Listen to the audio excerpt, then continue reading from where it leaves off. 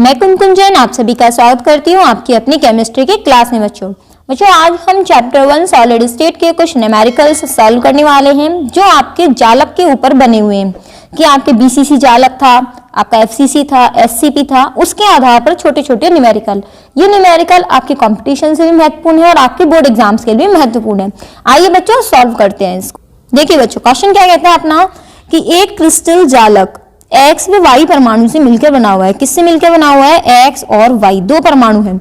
X परमाणु घन के कोनों पर है तथा Y फलक के केंद्र पर है। तो अणुसूत्र बताइए। ठीक है, तो हमें सबसे पहले अणुसूत्र निकालने के लिए X और Y की संख्या निकालनी होगी। कैसे निकालेंगे हम यहाँ पर वो देखते हैं बच्चों। सबसे पहले हम बताएंगे X परमाणु की संख्या या X कणों की संख्या। ठीक है, कैसे निकालेंगे? ऊपर लिख देंगे आप X और Y से जालक निर्मित है। ठीक है, चलिए ये लिख दिया हमने।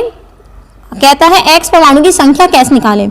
बच्चों X परमाणु का है घन के कोनों पर है। ये अपना घन था। ठीक है, मैं एक रफ सा घन बना रही हूँ आपके सामने। ये घन बना दिया हमने। यहाँ पर हमने कहा था कि घन के कोने कितने होते हैं बच्चों? 8 होते हैं। और एक कोना कितना भाग देता है? 1/8। कुल कितने होते हैं घन के कोने? 8 होते हैं। एक कोना कितना देता है बच्चों? 1/8। तो X परमाणु की संख्या कितनी आ गई? 1। ये हम बहुत पहले ही सॉल्व कर चुके हैं और इस डायग्राम को बनाने की नीड आपको नहीं है, केवल समझाने के लिए बनाया था। ठीक, आगे कहता है Y फलक के केंद्र पर है।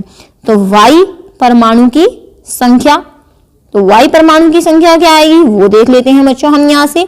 Y परमाणु की संख्या के अंदर हम जानते हैं Y कहाँ पर है? फलक के केंद्र पर है। तो बच्चों फलक कितनी होती है? 6 होती है। फलक वाला कितना देता है? केवल 1/2 भाग देता है। पहले कर चुके हैं हम यहाँ पे। तो अब आप इसको सॉल्व करेंगे तो कितना आएगा? 3 2 3 6, 8 से 8 यहाँ पे भी कैंसिल था। ठीक, कितना आया? 3। तो x की संख्या आई बच्चों यहाँ से 3 और x की संख्या कितनी आई बच्चों? 1 और y की संख्या कितनी आई बच्चों? 3। ठीक, तो यहां से हम ऐसे निकालेंगे इसमें x अनुपात y। ठीक, x की संख्या है 1 और y की संख्या है 3। तो अणुसूत्र कितना हुआ बच्चों? अणुसूत्र यहां पर हुआ x बड़ा हमने लिया था, बड़ा ही लेंगे यहां से XY3। ठीक है, आसान सा था सवाल। चलिए बच्चों देखते हैं नेक्स्ट क्वेश्चन। यहाँ पे आप चाहेंगे बच्चों इसका स्क्रीनशॉट ले लीजिए या साथ साथ सॉल्व करने के बाद इसको अपनी कॉपी में नोट कर लीजिएगा। ये हो गया अपना क्वेश्चन नंबर 1। ठीक, अब देखते हैं बच्चों नेक्स्ट क्वेश्चन। यहाँ से एक यौगिक दो तत्वों A व B से मिलकर बना है। किससे मिलकर बना है? A और B से। चलो यहाँ से करते हैं हम यहाँ से सॉल्व। चलो एक तत्व जो है वो अपना किससे मिलकर बना हुआ है बच्चों? A और B से मिलकर बना हुआ है। A और B से जालक क्या है? निर्मित है। ठीक है, आगे क्वेश्चन कहता है कि A परमाणु BC संरचना बनाता है। इसमें लिख दो A परमाणु BCC संरचना बनाता है। BCC यहां से है लिख दिया, BCC संरचना बनाता है। अतः A परमाणु की संख्या, BC जालक में कितने परमाणु होते हैं बच्चों? याद होगा आपको कितने होते हैं बच्चों? 2। तो A परमाणु इसमें कितनी हुई? 2, क्योंकि BCC जालक जो होता है वो 2 होता है। आगे कहता है B परमाणु चतुष्फलकीय रिक्तियों में आता है। तो पहले हम लिखेंगे चतुष्फलकीय रिक्तियों की संख्या। चतुष्फलकीय रिक्तियों की संख्या। अब बच्चों मैंने आपको इससे पहले वाली वीडियो में सॉल्व करवाया था कि किसी जालक में रिक्तियों की संख्या जो होती है, अष्टफलकीय रिक्तियां उतनी ही होती हैं जितने अवयवी कण होते हैं। ठीक है, अब यहां से आगे आएंगे बेटा चतुष्फलकीय रिक्तियों की संख्या कितनी होगी? यहाँ से BCC जालक में कितने? 2 हैं। तो 2 का दुगुना कितना हुआ? 4। तो यहां से हो गई चतुष्फलकीय रिक्तियों की संख्या 4 होगी, क्योंकि जितने अवयवी कण किसी जालक के अंदर होते हैं उसके दुगनी होती है चतुष्फलकीय रिक्तियां। अतः B परमाणु की संख्या, B परमाणु की संख्या कितनी आएगी बच्चों? यहां से 4 आ जाएगी। ठीक है, अब हमको क्या करना है? यहाँ से दोनों का अनुपात निकालना है, A अनुपात B। ठीक, A की संख्या कितनी आई? 2। B की संख्या कितनी आई? 4। तो करिए इसमें 2 एकम 2, 2 दूनी 4। अतः अब क्या आ गया अपने पास सरल रेशो, ए का संख्या 1 और बी का संख्या 2। अतः अणुसूत्र क्या होगा बच्चों, अणुसूत्र होगा यहां से ए की संख्या तो 1 है और बी की संख्या 2 है, तो आंसर क्या आ गया AB2। इस तरह से ये सॉल्व हो गया अपना क्वेश्चन। नेक्स्ट क्वेश्चन देखिएगा बच्चों, एक यौगिक दो तत्वों M और N से बना है। लिखते जाएं इसके अंदर, M व N से जालक निर्मित है। किससे निर्मित है जालक, M व N से जालक निर्मित है। आगे देखो क्या कहता है, तत्व N CCP संरचना बनाता है। बिल्कुल लिखेंगे, तत्व N CCP का मतलब होता है बच्चों घनीय निबिड़ संकुलन। आपको याद होगा बच्चों कि हमने FCC और CCP दोनों एक जैसे ही होते हैं, फलक केंद्रीय हो चाहे घनीय निबिड़ संकुलन है, CCP और FCC में दोनों चीजें समान होती हैं। तो CCP होता है घनीय निबिड़, ठीक है। तत्व N CCP संरचना बनाता है। बच्चों आपको ये याद रखना बहुत जरूरी है कि कौन सा कितने कण किसी में आते हैं, और M के परमाणु जो है, तो इसका मतलब N अगर CCP संरचना बनाता है तो N परमाणु की संख्या कितनी होगी, N परमाणु की संख्या CCP में कितनी होती है बच्चों 4, तो तत्व N में कितनी हो गई 4, तथा M परमाणु चतुष्फलकीय रिक्तियों के 1/3 भाग को अध्यासित करते हैं। क्वेश्चन ये कह रहा है, अब हमारे पास N की तो निकल ही आई, M की निकालनी है, तो उसके लिए हमें क्या लिखना होगा, सबसे पहले चतुष्फलकीय रिक्तियां देखनी होंगी कितनी होंगी। तो सबसे पहले आप लिखेंगे चतुष्फलकीय रिक्तियों की संख्या। चतुष्फलकीय रिक्तियों की तो बताई बात हुई है, और वो कितनी होती है जितने जालक होते हैं। इसमें 4 है परमाणु की संख्या, अर्थात कितनी हो जाएगी, दुगनी हो जाएगी 8। अब वो कहता है आपसे क्वेश्चन में चतुष्फलकीय रिक्तियों का 1/3 भाग, और इसमें लिख दो M परमाणु चतुष्फलकीय रिक्तियों का, ये तो समझ में आ गया ना, जितना जालक आएगा उतनी उसकी दुगनी हो जाती है संख्या, जबकि अष्टफलकीय की उतनी ही रहती है। M परमाणु चतुष्फलकीय रिक्तियों का 1/3 भाग अध्यासित करते हैं, अध्यासित करते हैं। अतः M परमाणु की संख्या, M परमाणु की संख्या, ठीक है। तो यहां से चतुष्फलकीय रिक्तियां कितनी है 8, उसके कितने भाग में आता है 1/3 भाग। मैं कहती 8 का आधे भाग में आता है तो आप कहते 4 ही हो गई, लेकिन 1/3 कह रहा है तो कितना हो गया 8 × 1/3 बराबर 8/3। क्लियर हुआ ये अपना। अब इसके बाद हमें क्या करना है, M और N की संख्या निकालनी है। तो बच्चों M की संख्या देखिए और N की संख्या देखिए। M की संख्या कितनी आई है 8/3, ठीक है, और N की संख्या कितनी आई थी बच्चों 4 आई थी, ये आ गई अपने पास 4। अब इसका निकालना होगा आपको सरल अनुपात। जब सरल अनुपात निकालेंगे तो 4 × 4 4 दूनी 8, इसी तरह से निकलेगा, अर्थात यहाँ पे कितना बचेगा 2/3 और यहाँ कितना बचेगा 1 बचेगा। अब इसका भी सरल अनुपात निकालना होगा। तो सरल अनुपात निकालने के लिए आपने थोड़ा मैथमेटिक्स अगर पढ़ा है तो 3 तो इसका लघुत्तम आ गया और ऊपर आ जाएगा 2, 1 या 3, 2/3। अतः M अनुपात N जो निकला अपना वो सरल अनुपात निकलेगा 2/3, ठीक। अतः अणुसूत्र, अणुसूत्र क्या होगा बच्चों वो देख लीजिए। अणुसूत्र होगा यहां से बच्चों M2N3। तो ये हो गया सॉल्व, ठीक है। इस तरह के क्वेश्चंस मैंने सॉल्व करने बता दिए हैं। एग्जाम में अगर बच्चों आपके पास क्वेश्चन आ जाए तो अब आप इजीली इस तरह के क्वेश्चन सॉल्व कर पाएंगे, ठीक।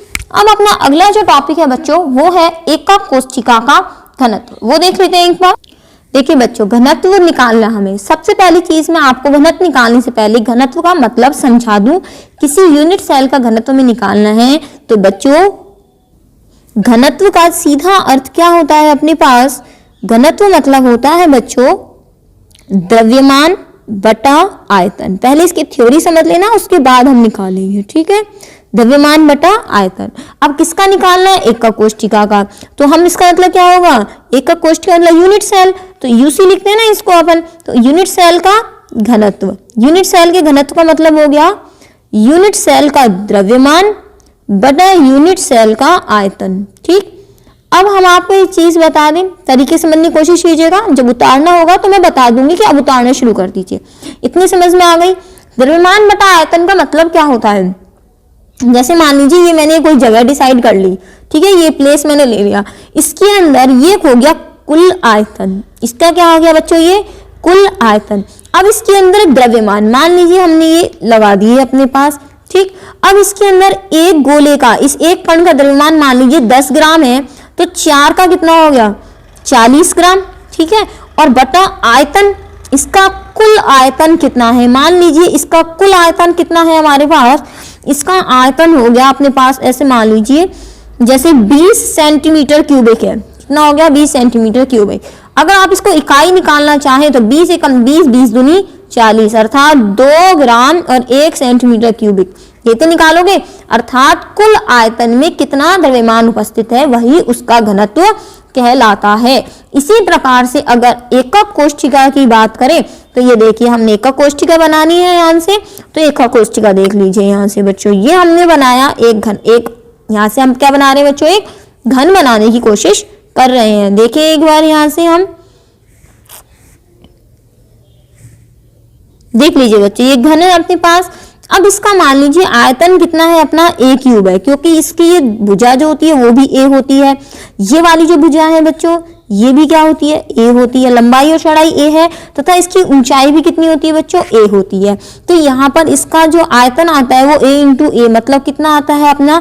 a क्यूब आता है। द्रव्यमान मान लीजिए इसके कोनों पर ये जो है ये इसके कण उपस्थित है, ये इसके कोनों पर क्या है? कण। और एक कण का द्रव्यमान कितना है? 10 ग्राम है।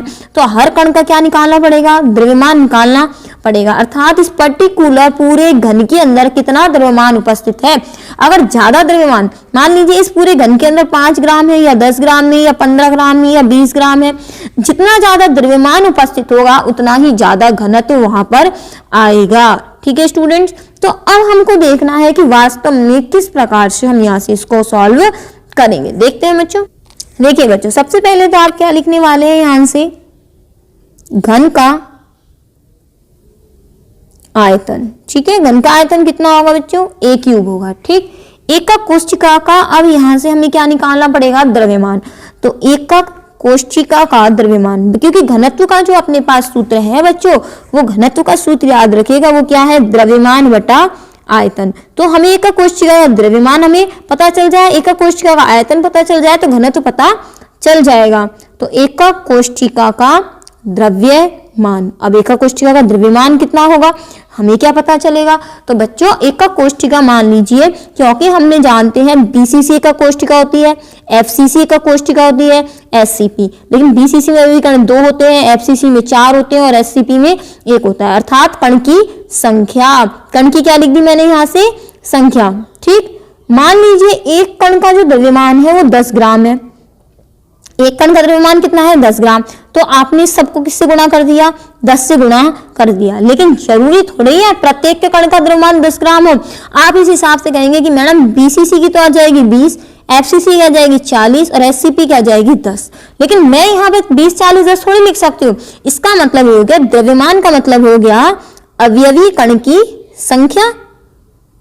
देखो यहाँ से एक बार हम यहाँ से और इसको करें, अगर इसको थोड़ा हम साइड में लिख लेते हैं, ये वाला सारा मटेरियल देख लीजिए बच्चों, है ना। तो यहां से अपना क्या हो गया बच्चों? अवयवी कण की संख्या, ठीक। अवयवी कण की संख्या कहां से आई? ये देखिए सबकी अवयवी कण की, और साथ में किससे गुणा किया है? 10 से। 10 का मतलब क्या चीज है ये? द्रव्यमान। किसका द्रव्यमान? अवयवी कण का, अर्थात एक कण का इंटू एक कण का द्रव्यमान। आप इसको सही से लिख लीजिएगा बच्चों, मैं यहाँ लिख देती हूँ इंटू एक कण का द्रव्यमान, ठीक है। तो ये हो गया अपना, आपको समझ में आ गया मैंने एकक कोष्ठिका का द्रव्यमान कैसे लिखा। मान लीजिए आपसे क्या दिया जाए, आपकी पूरी क्लास में कितना द्रव्यमान है, आपसे क्या कहा जाए आपकी पूरी क्लास में कितना द्रव्यमान है। आप कहेंगे मैडम हमारी क्लास में तो 40 बच्चे हैं, दूसरा स्टूडेंट कहेगा मेरी क्लास में तो 50 बच्चे हैं, तीसरा कहेगा मेरी क्लास में तो 60 बच्चे हैं। तो आप कहोगे कि बच्चों लगभग एवरेज हर स्टूडेंट का वजन मान लीजिए हमने 40 किलो ही मान लिया, तो सबको 40 से गुणा करोगे तो सबके में आंसर क्या आएगा? अलग अलग आएगा। तो आप कहेंगे कि आप किसी क्लास का द्रव्यमान अगर आपको निकालना है तो उसके बच्चों की संख्या और उसमें से एक कण के जो बच्चे हैं अपन उसका क्या ले लेते हैं, वेट, क्योंकि अवयवी कण तो एक जैसे होते हैं, इसीलिए अवयवी कण का द्रव्यमान क्या रहेगा, समान रहेगा। तो ये चीज समझ में आ गई तो कमेंट बॉक्स में बता दीजिएगा कि कोष्ठ का द्रव्यमान हमने कैसे लिखा है। अवयवी कण की संख्या को हम लिखेंगे Z से और कण के द्रव्यमान को लिखेंगे स्मॉल m से। ठीक है, तो अवयवी कण की संख्या तो है Z और एक कण का द्रव्यमान इसको लिख दिया हमने m से। ठीक, आगे देखिए यहाँ से हम एक परमाणु का द्रव्यमान, ये हो गया हमारे पास। अब हमारे एक परमाणु का द्रव्यमान निकालना पड़ेगा, लेकिन एक परमाणु या कण का द्रव्यमान, एक परमाणु या कण का द्रव्यमान मतलब स्मॉल m, ये कैसे निकालते हैं बच्चों? तो बच्चों आपको याद होगा, जैसे मैंने आपसे कहा कि कार्बन है, कार्बन का द्रव्यमान आप जानते हो 12 ग्राम हम लेते हैं, लेकिन ये 12 ग्राम किसका होता है बच्चों? 12 ग्राम होता है ये 1 मोल का द्रव्यमान। किसका होता है ये? 1 मोल का द्रव्यमान। तो आप इसमें से एक कण का द्रव्यमान कैसे अलग करोगे? तो एक कण का द्रव्यमान निकालने के लिए इसके अंदर हम अगर भाग लगा दें 1 मोल की संख्या का, और 1 मोल होता है 6.02 गुणा 10 की घात 23, अगर हम इसका भाग लगा दें तो यहाँ से हमारे पास एक कण का द्रव्यमान निकल जाएगा। आप कुछ ऐसा मान सकते हैं कि यहाँ पर हमारे पास बहुत सारे कण हैं। कितने कण हैं? बहुत सारे हैं। और इसके अंदर ये द्रव्यमान कितना है? चलो 1 मोल नहीं मानू मैं, इसको 1 दर्जन मान लू, ये अपन इसको मान लें, इस पूरे इसका द्रव्यमान ऑक्सीजन का मान लो कितना है? 32 ग्राम है इस समय। कितना है ये? 32 ग्राम है। ठीक, और ये कितने का है? चलो ग्राम से नहीं लेते, हम कोई वैसी चीज मान लेते हैं। मान लो इसके अंदर पूरा द्रव्यमान जो है वो इसके अंदर 1 दर्जन जो है वो पेन रखे हुए हैं। क्या रखे हुए हैं? 1 दर्जन पेन रखे हुए हैं, और उन 1 दर्जन का जो पूरा भार है वो 60 ग्राम है। आप कहोगे मैडम एक पेन कितने ग्राम का हुआ? एक पेन का द्रव्यमान कितना हुआ? तो आप कहेंगे मैडम सीधे 60 में 12 का भाग लगा दो। 60 में 12 का भाग लगा दोगे तो आपके पास एक पेन का द्रव्यमान आ जाएगा 5 ग्राम। तो इसी प्रकार से एक परमाणु का द्रव्यमान निकालने के लिए इसमें बहुत सारे कण होते हैं बच्चों, और ये जो बहुत सारे कण जो होते हैं उनकी संख्या होती है 6.022 गुणा 10 की घात 23, और इसका पूरे का वेट, अगर ये कार्बन है तो 12 ग्राम होगा, अगर ये ऑक्सीजन है तो ये 32 ग्राम होगा, अगर ये सल्फर है तो फिर ये कितना होगा अपना, ऑक्सीजन है तो 16 ग्राम होगा, सल्फर है तो 32 ग्राम होगा। तो जिस प्रकार से आपने यहाँ पे भाग निकाल के एक पेन का द्रव्यमान निकाला है, इसी प्रकार से अब 12 में 6.022 का भाग लगा के आप एक कण का द्रव्यमान निकाल सकते हैं। इसीलिए मैं यहाँ से क्या लिखूंगी? m/Na। अब m/Na का अर्थ क्या है वो हम आपको लिखवा देते हैं बच्चों। लिख लीजिए बच्चों, m बराबर है यहाँ से मोलर द्रव्यमान, जो अभी बताया 1 मोल का द्रव्यमान, और Na है यहाँ से आवोगाद्रो संख्या, अर्थात 1 मोल में उपस्थित संख्या, आवोगाद्रो संख्या। ठीक है, इसको आपने लिख लिया। तो यहां से m/Na जो आपका आया है उसकी वैल्यू आप इस m के अंदर पुट कर दीजिए, मतलब आपको इसकी वैल्यू इसमें रखनी होगी। ठीक है, चलो इसको रख देते हैं हम यहां से। तो अब आपके क्या लिखोगे? एकक कोशिका का द्रव्यमान, एकक कोशिका का द्रव्यमान वो कितना लिखा था हमने? अभी हमने लिखा था Z इंटू स्मॉल m, और स्मॉल m की जगह आप रखोगे तो Z इंटू कैपिटल M/Na। ठीक है, तो ये आ गया अपना इतना। अब वो कहता है घनत्व की बात थी हमारे पास। घनत्व एकक कोशिका का घनत्व क्या होगा? एकक कोशिका का द्रव्यमान, एकक कोशिका का द्रव्यमान बटा एकक कोशिका का आयतन, एकक कोशिका का आयतन। चूंकि एकक कोशिका हमने घनीय ली हुई है तो बच्चों क्या होगा? यहाँ से ये द्रव्यमान हो गया Z इंटू m/Na, और आयतन कितना था? A क्यूब, और ये घनत्व को हम क्या लिखते हैं? D। तो ये है अपना फॉर्मूला।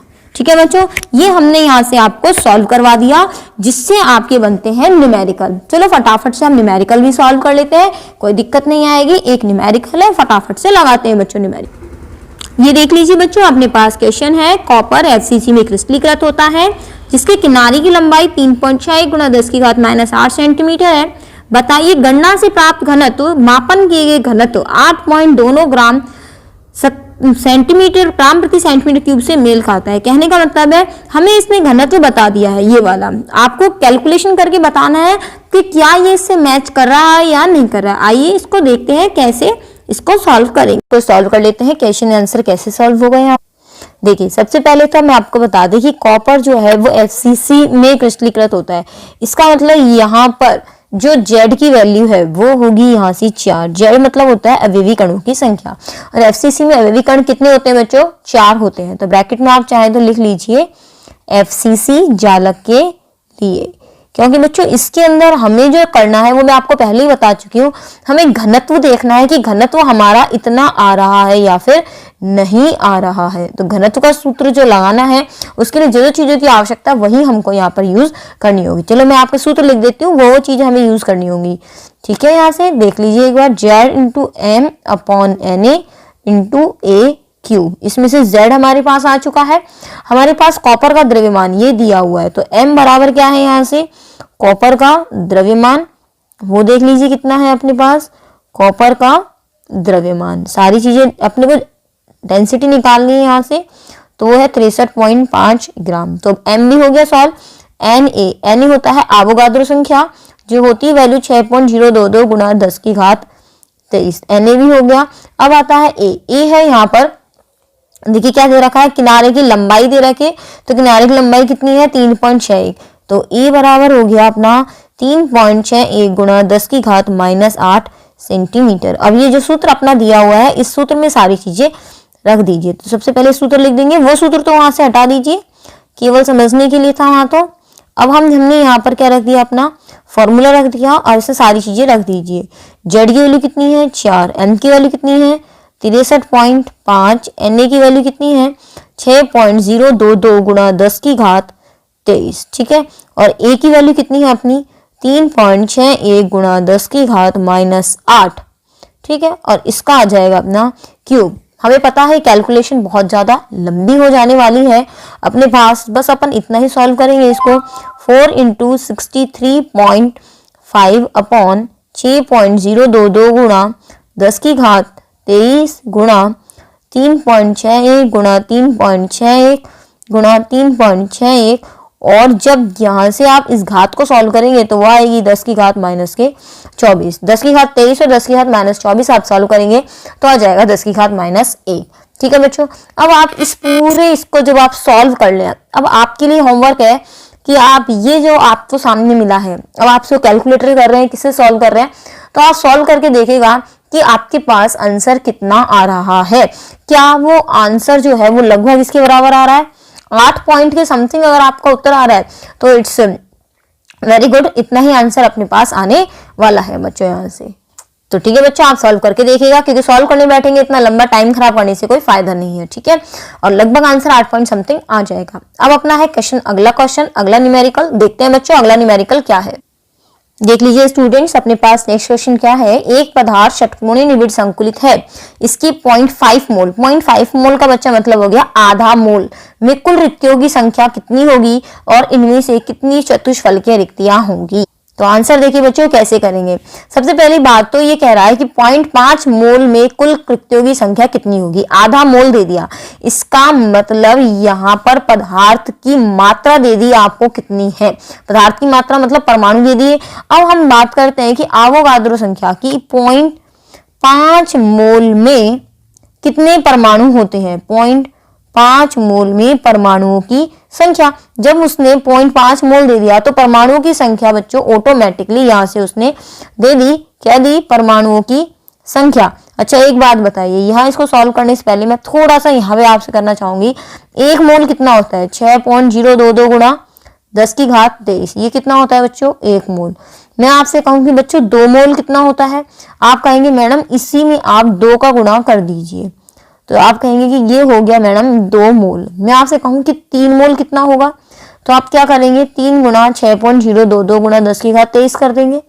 मैं आपसे कहती हूँ 0.5 मोल में कितना होगा, तो आप 0.5 को इस वैल्यू से मतलब 6.022 से मल्टीप्लाई कर देंगे, यही करेंगे। तो हमसे यही नीचे वाला पूछा गया है, तो आप इसके अंदर क्या करेंगे, देखिए आप यहाँ से 0.5 मोल में परमाणुओं की संख्या, देखिए बच्चों यहाँ से क्या होगी, आपको क्या करना है बेसिकली 6.022 गुना 10⁻23 गुना 0.5 या आधा से गुणा कर दीजिए, मतलब 2 से भाग लगा दीजिए, तो कितना होगा 3.011 गुना 10⁻23, यही आ जाने वाला है। ठीक है बच्चों, आगे देखिए कुल रिक्तियों की संख्या कितनी होती है। अच्छा आपको याद हो तो मैंने आपको बताया था कि किसी क्रिस्टल जालक में अष्टफलकीय जो रिक्तियां होती हैं उनकी संख्या कितनी होती है, अष्टफल की रिक्तियां होती है n, चतुष्फल की रिक्तियां कितनी होती है 2n, और कुल रिक्तियां कितनी होती हैं 3n, यही होती है। तो कुल रिक्ति कितनी होंगी, अर्थात इसके अंदर परमाणु कितने हैं, जितने परमाणु होते हैं उतनी तो होती है अष्टफल की रिक्तियां। तो परमाणु कितने हैं 3.01 गुना 10⁻23, इतने तो कुल है परमाणु।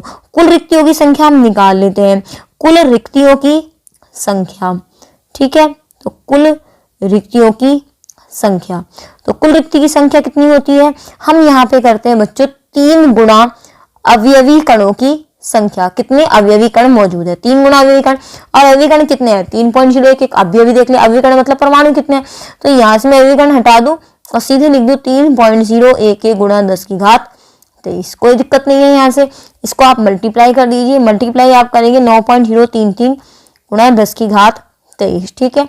अब वो कह रहा है आपसे दूसरा क्वेश्चन, ये चतुष्फलकीय रिक्तियों की संख्या कितनी है, जो चतुष्फलकीय रिक्तियों की संख्या, ठीक है, तो चतुष्फलकीय रिक्तियों की संख्या हम पढ़ लें यहाँ से, तो ये होंगी अपनी चतुष्फलकीय रिक्तियां, आपको याद होंगी दुगनी होती है 2 गुना अवयवी कण, तो अवयवी कण कितने हैं 3.01 गुना 10⁻23, तो यहाँ से आप दे दीजिए, ठीक है, तो यहाँ से आंसर वही आ जाएगा 6.022 गुना 23।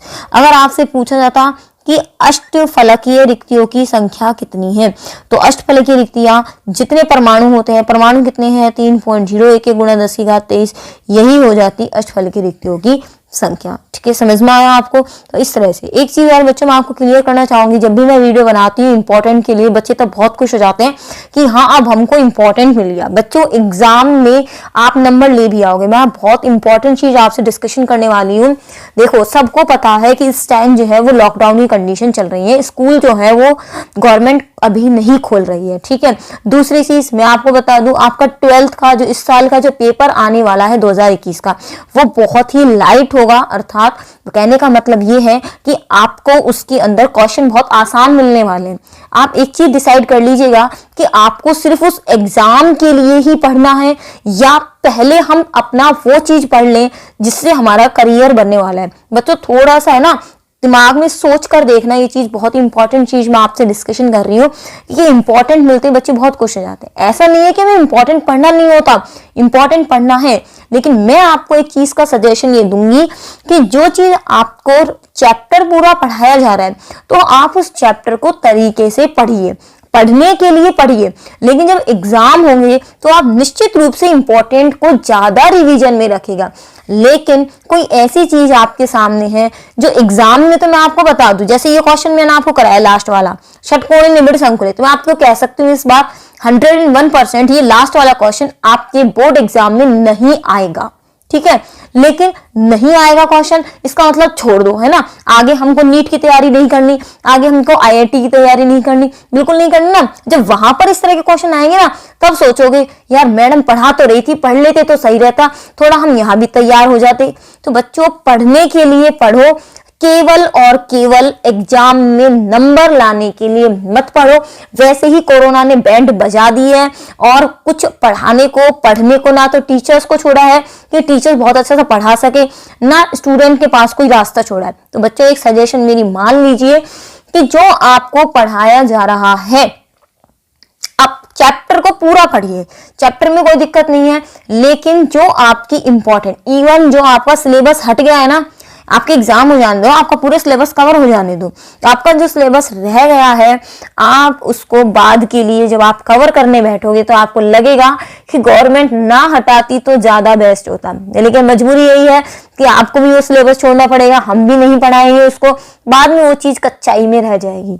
तो सजेशन बस इतना ही है, अभी जितना जितना है उसमें से जितना गवर्नमेंट ने कट डाउन किया है उसको और आप रिड्यूस मत कीजिए, आप पहले चैप्टर को पूरा पढ़िए। सुन रहे हैं आप मेरी बात? अगर आप इस चीज को सजेस्ट करते हैं, इस चीज को मेरी मानते हैं, तो बच्चों चैप्टर को आप पूरा पढ़िए। फिर आपका जब चैप्टर आप पढ़ लो ना पूरा तो कोई दिक्कत नहीं है, फिर उसके बाद आप इंपॉर्टेंट उसको याद कर लो। कहने का मतलब ये कंसेप्ट तो पूरा करो, लेकिन उसको जो याद करने वाली चीज है रिवीजन में केवल इंपॉर्टेंट ले लो। ठीक है, चलिए आप मानेंगे मेरी बात को, बाकी आपकी मर्जी है, मानते हैं नहीं मानते हैं।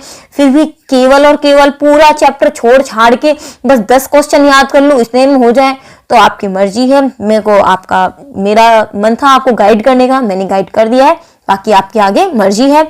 बच्चों नेक्स्ट टॉपिक हम पढ़ने वाले हैं इसमें ठोसों में अपूर्णताएं, वो अपन नेक्स्ट वीडियो में पढ़ेंगे। तब तक के लिए धन्यवाद, मिलते हैं नेक्स्ट वीडियो में।